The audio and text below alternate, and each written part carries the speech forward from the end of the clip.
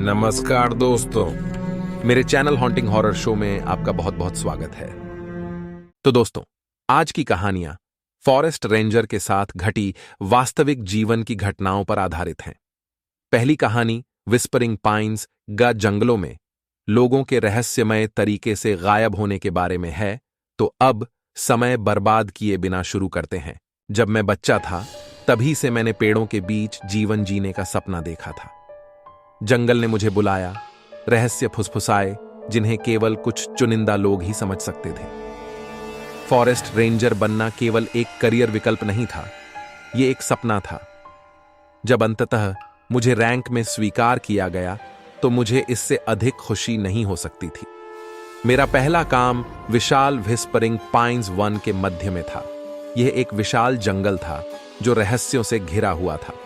अजीब घटनाओं और अस्पष्ट घटनाओं की कहानियां पीढ़ियों से प्रसारित होती रही हैं, लेकिन मैंने हमेशा उन्हें कैंप फायर की कहानियों का सामान माना है। मुझे नहीं पता था कि विस्परिंग पाइन्स में मेरा समय मेरी मान्यताओं को चुनौती देगा और मुझे आतंक की दुनिया में धकेल देगा। विस्परिंग पाइन्स में मेरे आगमन पर अनुभवी रेंजरों से मिलीजुली प्रतिक्रिया हुई, जिन्होंने इस जगह को अपना घर कहा। कुछ लोगों ने हार्दिक स्वागत किया और अलौकिक के साथ अपनी मुठभेड़ों की कहानियां दी, जबकि अन्य ने मेरे युवा उत्साह पर हंसी उड़ाई। मैं अपने नए केबिन में बस गया, जो ऊंचे ऊंचे पेड़ों से घिरा हुआ था, जो आपस में रहस्य की बातें करते प्रतीत होते थे। हवा चीड़ और नम धरती की सुगंध से भरपूर थी। जैसे जैसे सूरज नीचे डूबता गया, मैं जंगल को उन तरीकों से जीवंत होते हुए महसूस कर सका जिनकी मैं व्याख्या नहीं कर सकता। विस्परिंग पाइन्स की कहानियां अचानक अंधविश्वास कम और चेतावनियां अधिक लगने लगी। मुझे जंगल के काले इतिहास के बारे में पता चलने में ज्यादा समय नहीं लगा। पिछले कुछ वर्षों में कई रेंजर और पैदल यात्री बिना किसी सुराग के लापता हो गए थे। आधिकारिक तौर पर ये मामले अनसुलझे रहे, लेकिन रेंजर स्टेशन में फुसफुसाहट में दुष्ट आत्माओं और प्रतिशोधी वन संस्थाओं की बात की गई। मैंने इन कहानियों की गहराई से जांच करने का निर्णय लिया। मुझे विश्वास था कि इसकी कोई तार्किक व्याख्या होनी चाहिए। मैंने पुराने रिकॉर्ड खंगाले और इन घटनाओं में जीवित बचे कुछ लोगों का साक्षात्कार लिया। उनके वृत्तांत रोंगटे खड़े कर देने वाले थे। अकथनीय गायब होने की कहानियां, रात में भयानक आवाजें और अनदेखी आंखों से देखे जाने का एहसास। एक रात जब मैं जंगल में गश्त कर रहा था, मैंने इसे सुना। एक भयावह धुन जो उन्हीं पेड़ों से निकलती हुई प्रतीत होती थी। यह सुंदर और भयानक दोनों तरह की धुन थी। एक जलपरी का गीत जिसने मुझे जंगल की ओर और गहराई तक खींच लिया। मैंने ध्वनि का अनुसरण किया। मेरी टॉर्च अंधेरे को चीर रही थी। जैसे जैसे मैं आगे बढ़ता गया, गाना तेज और अधिक आकर्षक होता गया। मैं उसके खिंचाव को रोक नहीं सका, इस भावना को हिला नहीं सका कि मुझे कहीं ले जाया जा रहा था। मेरी समझ से परे ताकतों द्वारा मुझे जाल में फंसाया जा रहा था। तभी मैंने उसे देखा। एक अद्भुत आकृति, फटे कपड़े पहने, उसकी आंखें दुख से भरी थीं। उसने गाना जारी रखा। उसकी आवाज एक विलाप थी जो रात भर गूंजती रही। मैं उस काल्पनिक महिला के पास पहुंचा। मेरा दिल भय और आकर्षण के मिश्रण से धड़क रहा था। उसने अपना पीला हाथ बढ़ाया। उसकी उंगलियां बर्फ की तरह ठंडी थीं और मुझे घबराहट महसूस हुई। लेकिन उसकी आंखों में गहरी उदासी थी और उसकी आवाज, हालांकि सता रही थी, समझने की गुहार लगा रही थी। उसने मुझे बताया कि उसका नाम एलिजा था और वह कई साल पहले एक वन रेंजर थी। वह कई अन्य लोगों की तरह इन्हीं जंगलों में गश्त करते समय गायब हो गई थी। एलिजा की आत्मा सीमांत स्थान में फंसी हुई थी और वह रिहाई के लिए तरस रही थी। उसने विस्परिंग पाइन्स के भीतर गहरी वास करने वाली एक द्वेषपूर्ण दुष्ट आत्मा के बारे में बात की। एक प्रतिशोधी शक्ति जो उन लोगों की आत्माओं पर दावा करना चाहती थी जो बहुत दूर चले गए थे। अगले कुछ हफ्तों में मैंने जंगल के रहस्यों की गहराई से जांच की और आश्वस्त हो गया कि एलिजा की आत्मा को मुक्त करने और गायब होने के पीछे की सच्चाई को उजागर करने का एक तरीका था।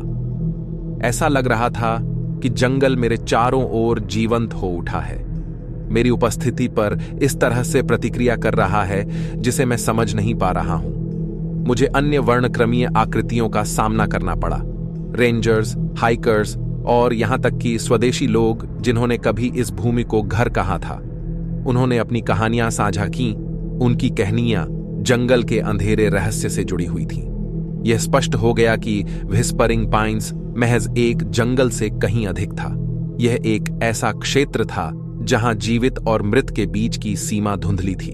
जैसे जैसे मैं अपनी जांच में गहराई से उतरता गया, मुझे एक दुष्ट उपस्थिति का एहसास होने लगा जो मेरी हर हरकत पर नजर रखती थी। छायाएं पेड़ों के बीच नाच रही थीं और हवा पूर्वाभास की भावना से भारी हो गई थी।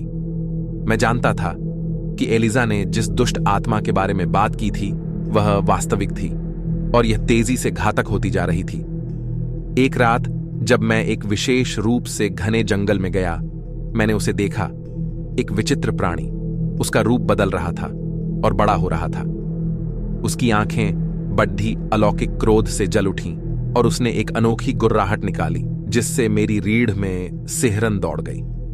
मुझे एहसास हुआ कि मैं इन जंगलों में अकेला नहीं था और मेरा ऑफिस बहुत दूर था। ऐसा लग रहा था जैसे जंगल ही मेरे खिलाफ साजिश रच रहा हो।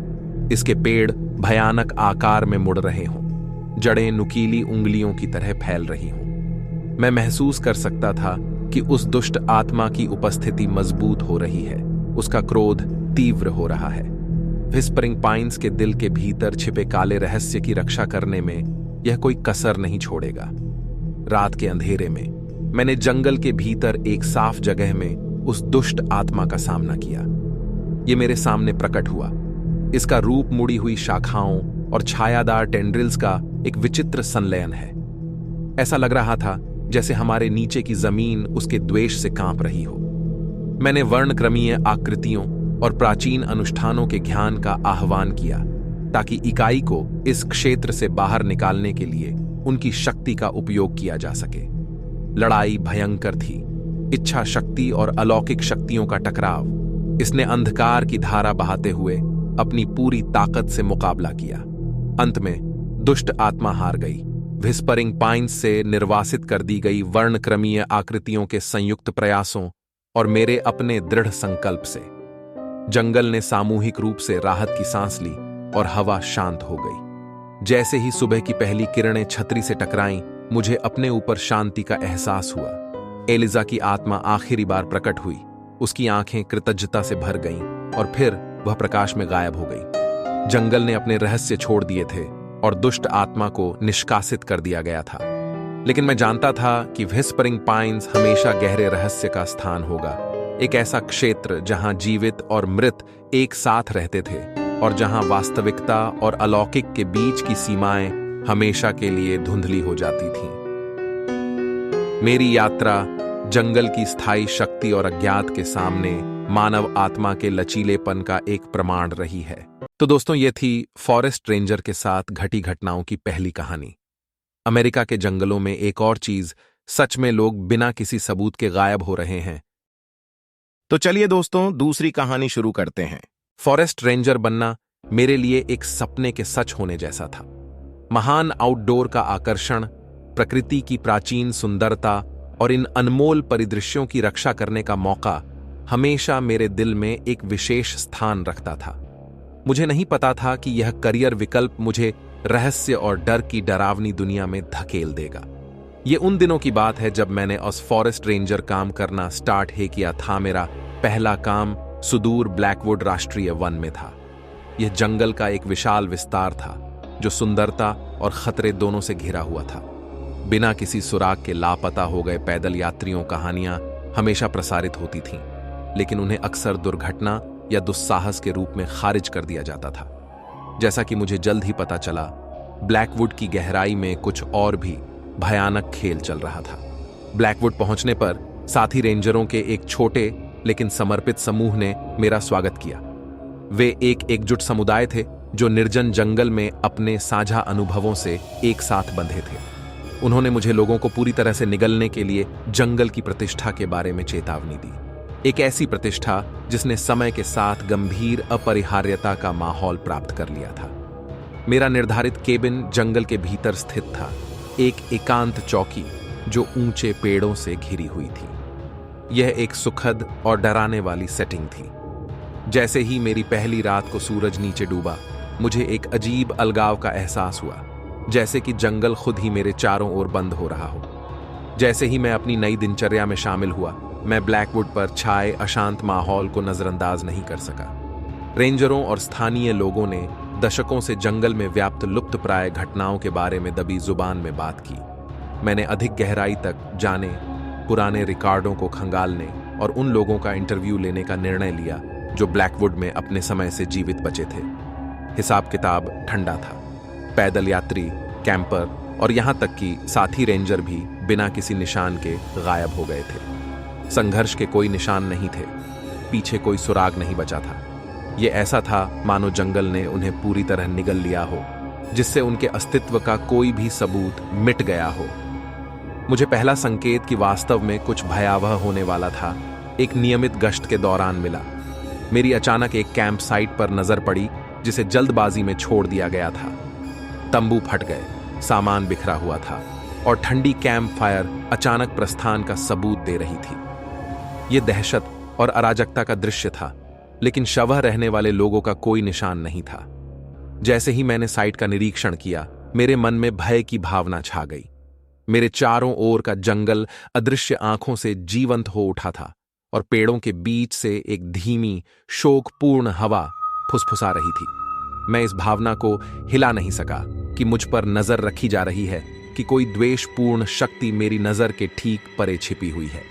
सच को उजागर करने के लिए दृढ़ संकल्पित होकर मैंने जंगल के रहस्यों की गहराई में खोज की। मैंने लापता व्यक्तियों की रिपोर्टें खंगाली, गायब हुए लोगों के कदमों का पता लगाया और रहस्यमय ब्लैकवुड के संरक्षक के बारे में स्थानीय व्यक्तियों से बात की। आत्माओं ने भयानक कीमत पर जंगल की रक्षा करने के लिए कहा था। एक शाम पुराने नक्शों की समीक्षा करते समय मुझे गायब होने में एक पैटर्न का पता चला। वे एक विशिष्ट क्षेत्र के आसपास जमा हुए। जंगल के भीतर एक घना जंगल जिसे ब्लैकवुड की आंखें के नाम से जाना जाता है। यह ऐसा था जैसे कि इस स्थान पर एक भयानक रहस्य छिपा हो। जंगल के भीतर अंधकार का एक हृदय। उद्देश्य की एक नई भावना के साथ मैं आइज ऑफ ब्लैकवुड की यात्रा पर निकल पड़ा। ऐसा लग रहा था कि जंगल ही मेरी प्रगति का विरोध कर रहा था।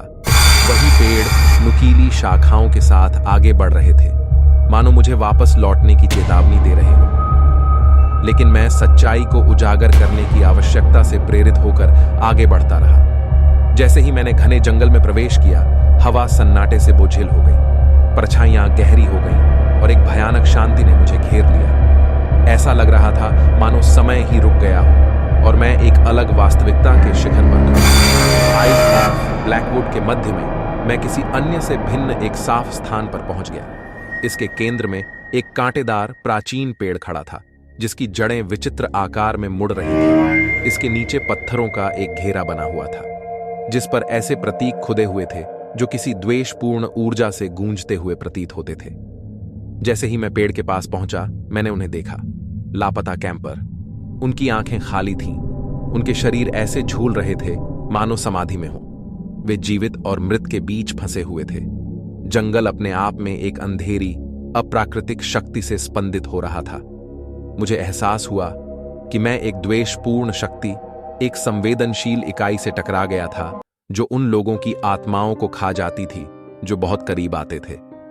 ब्लैकवुड के संरक्षक वास्तविक थे और वे किसी भी किंवदंती से कहीं अधिक भयावह थे। एक युद्ध शुरू हुआ, इच्छाओं और अलौकिक शक्तियों का टकराव। अभिभावकों ने अपने प्रभुत्व की रक्षा के लिए लड़ाई लड़ी। उनकी उपस्थिति से ही पूरे जंगल में सदमे की लहर दौड़ गई।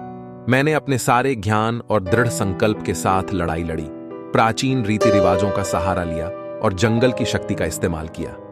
अंत में मैं अभिभावकों को भगाने, फंसी आत्माओं पर उनकी पकड़ तोड़ने और लापता कैंपरों को मुक्त कराने में कामयाब रहा। लेकिन जीत की कीमत चुकानी पड़ी। जंगल ने मेरी आत्मा का एक टुकड़ा ले लिया था, जिससे मैं हमेशा के लिए बदल गया। पीढ़ियों से ब्लैकवुड को परेशान करने वाली गायबियां बंद हो जाएंगी, लेकिन जंगल के रहस्य हमेशा मेरे बुरे सपनों को सताते रहेंगे। ब्लैकवुड में मेरा समय अज्ञात में एक कष्टदायक यात्रा थी, जो जंगल के स्थायी रहस्यों का एक प्रमाण था। गायब होने की घटनाएं अनसुलझी रहीं, लेकिन जंगल ने मेरे सामने अपने सबसे गहरे रहस्य प्रकट कर दिए थे। एक वन रेंजर के रूप में मैंने एक द्वेषपूर्ण शक्ति का पर्दाफाश किया था जो छाया में छिपी थी। एक ऐसी शक्ति जो सत्य की तलाश करने का साहस करने वालों के लिए भयानक टोल की मांग करती थी। ब्लैकवुड नेशनल फॉरेस्ट हमेशा के लिए भयावह रहस्य का स्थान बन जाएगा। एक ऐसा क्षेत्र जहां जीवित और मृत के बीच की रेखा धुंधली हो जाएगी और जहां जंगल में अकथनीय भयावहता होगी। तो दोस्तों, आज की वीडियो में बस इतना ही। वीडियो पसंद आया तो मेरे चैनल को सब्सक्राइब करें। धन्यवाद।